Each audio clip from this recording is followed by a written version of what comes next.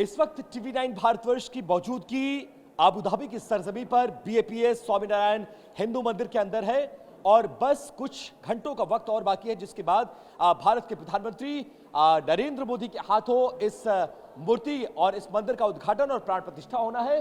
और हम आपको उन ढकी हुई मूर्तियों को दिखाने जा रहे हैं जिनकी प्राण प्रतिष्ठा का कार्यक्रम 14 तारीख को रखा गया है। किस तरह की व्यवस्था, कितना दिव्य और भव्य मंदिर, और इस भव्य मंदिर में किस तरह से भगवान इस वक्त पदासीन हो गए हैं और सिर्फ इनकी प्राण प्रतिष्ठा हो जाएगी, उसके बाद पूजा का कार्यक्रम शुरू हो जाएगा। सबसे पहले आप देखिए ये बेहद एक्सक्लूसिव तस्वीरें टीवी9 भारतवर्ष के कैमरों के जरिए किस तरह से वो मंदिर होगा, कैसे इस मंदिर में मूर्तियों को लाया गया है, कैसे इस मंदिर का कंस्ट्रक्शन है, गर्भगृह कैसा होगा, और इस गर्भगृह की सुपर एक्सक्लूसिव तस्वीरें आप देख सकते हैं इस वक्त सिर्फ और सिर्फ टीवी9 भारतवर्ष के कैमरे पर। बहुत कुछ है ऐसा इस मंदिर में जो आपको आकर्षित करेगा और एक बार जरूर संयुक्त राज्य अमीरात के इस धरती पर आपको लेकर आएगा। ये वही धरती है जहां पर एक वक्त में हिंदुओं को पूजा करने की तो इजाजत थी, लेकिन घर के बाहर दीपक जलाने और घंटी बजाने की इजाजत नहीं थी। लेकिन ये भारतीय कूटनीति की एक बड़ी जीत है,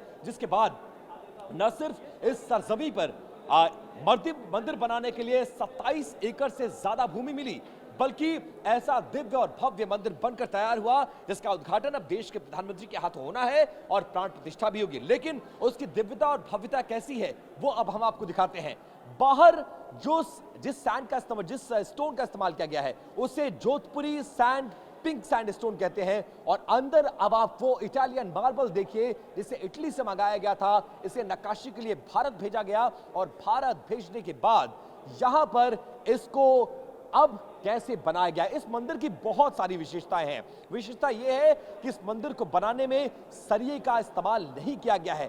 हर मंदिर ये खांचे पर फिट है और एक के ऊपर एक बनाया गया। 1000 साल से ज्यादा इस मंदिर की उम्र है और इसको बनाते वक्त इस बात का ख्याल रखा गया कि पर्यावरण को किसी तरह का नुकसान ना पहुंचे, और खासकर आबू धाबी में गर्मियों के मौसम में तापमान 50 डिग्री के पार चला जाता है, लिहाजा मंदिर में वो गर्मी आप महसूस नहीं कर सकेंगे और गर्मी से होने वाले नुकसान को भी ये मंदिर सहन कर सकता है। अब आप देखिए डोम ऑफ पीस और डोम ऑफ हार्मनी, ना सिर्फ शिखर बल्कि 2 गुंबद भी बनाया गया है। गुंबद पहचान है इस शहर और इस देश की, लिहाजा उसको भी स्थान दिया गया है। 7 एमिरेट्स, पहले मैंने बताया इस मंदिर में 7 शिखर है जो यूएई के 7 एमिरेट्स का रिफ्लेक्शन यहां पर आपको देते हैं और ये बताते हैं कि जो हिंदू धर्म है कैसे उस देश का सम्मान करता है जिस देश में वहां के लोगों ने इस मंदिर को बनाया है। अब आप वो डोम देखिए, डोम ऑफ पीस इसको कहा जाता है। ये मंदिर का बिल्कुल मध्य भाग है जहां पर मैं खड़ा हूं,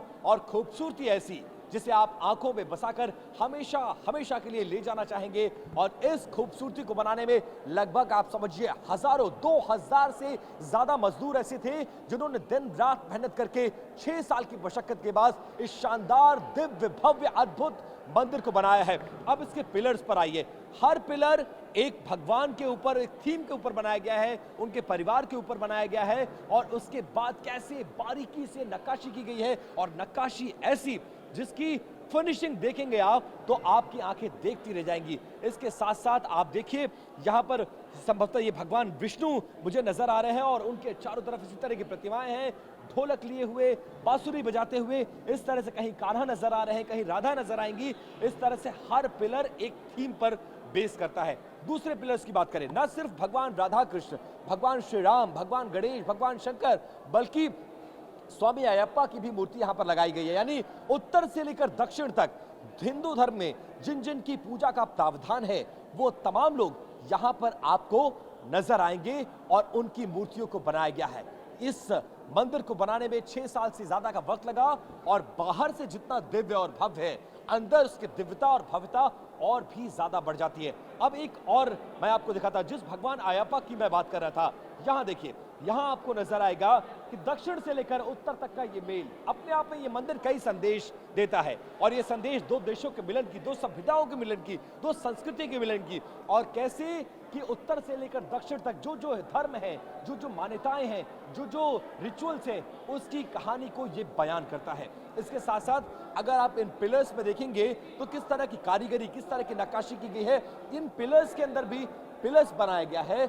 लगभग एक एक पिलर में इस छोटे छोटे 1400 पिलर बनाए गए हैं और उनको खांचों में फिट किया गया है और लोगों के हाथों से नुकसान ना हो इसलिए इसे प्लास्टिक का ये ट्रांसपेरेंट इस पे कवर लगाया गया है। तो ऐसी बहुत सारी विशेषताएं हैं, ऐसी बहुत सारी चीजें हैं जो इस मंदिर में आपको लेकर आएगी और आपको बहुत ज्यादा आकर्षित करेगी। उन विशेषताओं के बारे में आपको बताएंगे, मंदिर की कहानी के बारे में बताएंगे, लेकिन अंदर से फिलहाल इतनी ही तस्वीरें। अब फिर से एक बार आपको बाहर ले चलते हैं और बाहर क्या कुछ है वो आपको दिखाने की हम कोशिश करते हैं। बॉलीवुड और हिंदुस्तान के मशहूर गायक सोनू निगम इस वक्त है, अपने परिवार के साथ आए हैं। पहले तो मैं बहुत स्वागत करूंगा इस धरती पर, हम लोग विदेश की धरती पर मिल रहे हैं, हम और आप, हम दोनों हिंदुस्तानी हैं। ये बताइए कैसा लगा यहाँ पे? मुझे पता नहीं था कि सब यहाँ पर इतना मौजूद होंगे और मुझे ये पता था कि आज ये आखिरी दिन है जब मैं दर्शन कर सकता हूँ और मेरा कल कॉन्सर्ट था, इसलिए मुझे मौका मिला आज यहाँ पे आने का। कुछ अलग ही है, शब्द नहीं है। बहुत इंसान सोच के भावुक हो जाता है कि हम कितना एक स्वर्णिम दौर देख रहे हैं जहाँ इतना सौहार्द, इतनी इज्जत एक दूसरे के धर्म के लिए, एक दूसरे के कल्चर के लिए, एक दूसरे के ट्रेडिशंस के लिए, दोनों ही तरफ से बहुत बहुत धन्यवाद अमीराती सरकार का, अमीराती राजाओं का, जिन्होंने ये इतना प्यारा सा स्टेप लिया है। अबू धाबी में इतना अच्छा मंदिर बन रहा है और ये भी दिखाता है कि हमारे देश का जो उसकी एक सकारात्मक छवि है वो दुनिया में कितनी फैल रही है। सनातन धर्म में जो कहते हैं कि वसुधैव कुटुंबकम, तो वो तो हम देख रहे हैं यहाँ पे। आपको शायद बताया गया होगा कि प्रधानमंत्री नरेंद्र मोदी ऐसे प्रधानमंत्री हैं जिन्होंने 34 साल बाद इस धरती पर आने का फैसला किया। भारतीय प्रधानमंत्री 34 सालों तक किसी ने रिलेशन शायद उतना मेंटेन नहीं किया। ये दूरदर्शिता है, ये कूटनीति है और उसके बाद वो देश, वो शहर जहां पर घंटी बजाने की इजाजत नहीं, जहां पर दीपक बाहर जलाने की इजाजत नहीं, वो 27 एकड़ भूमि आपको यूं दे देता है और ये कहता है आप बनाइए दिव्य और भव्य मंदिर, हम आपके साथ हैं। ये भी भारतीय कूटनीति की एक जीत है। कूटनीति नहीं कहेंगे इसे, आप बिल्कुल नहीं कह सकते। आप इसे आप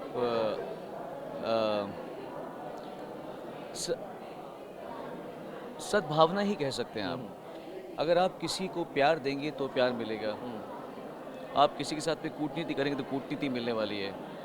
अमीराती सरकार जो प्यार दे रही है वो प्यार मिला है तो प्यार दे रही है।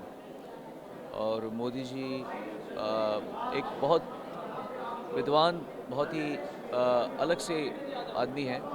उन्होंने लोगों का दिल जीता है। आप तो अयोध्या में भी थे और आप यहाँ भी हैं और क्या सिमिलैरिटी नजर आ रही है?